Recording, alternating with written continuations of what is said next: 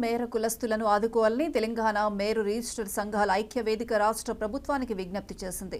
బీసీడీలో ఉన్న తమ కులస్తులను సవరించి బీసీఏలోకి చేర్చాలని ఐకాసా చైర్మన్ మునిగాల రాము కోరారు. వ్యవసాయం మీద కాకుండా బట్టలు కుట్టే పని వృత్తి మీదనే ఆధారపడి జీవిస్తున్నామని, బట్టలు కుట్టే టెండర్ స్కూల్ యూనిఫామ్ మేరు కులస్తులకు ఇచ్చి టైలర్ కుల వృత్తిని ఆదుకోవాలని కోరారు.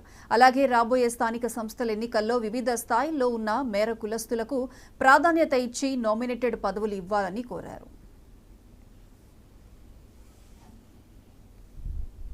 కార్పొరేటర్ స్థాయిలో కూడా మా కులస్తులు లేరు అని అంటే మరి మేము ఎంత వెనుకబడిపోయామో మరి రాష్ట్ర ప్రభుత్వం వివిధ రాజకీయ పార్టీలు కూడా ఆలోచించాలి.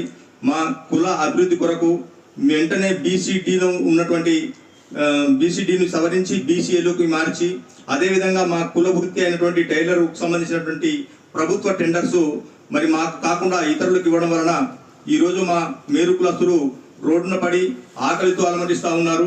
అనేక ఆర్థిక సమస్యలను ఎదుర్కొంటూ ఉన్నారు. కాబట్టి గతంలో టీఆర్ఎస్ ప్రభుత్వంకు మేము చాలాసార్లు విన్నవించుకోవడం జరిగింది.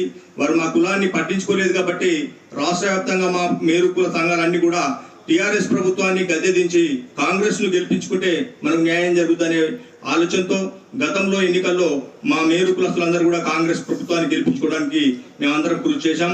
మరి మా ఆలోచన మేరకు వెంటనే కాంగ్రెస్ ప్రభుత్వం అధికారం చేపట్టిన వెంటనే మాకు కార్పొరేషన్ ఇచ్చి మా నమ్మకాన్ని మరి గుర్తించింది. దానికి మేమందరం కూడా ఈ కాంగ్రెస్ ప్రభుత్వానికి కృతజ్ఞతలు తెలియజేస్తా ఉన్నాం.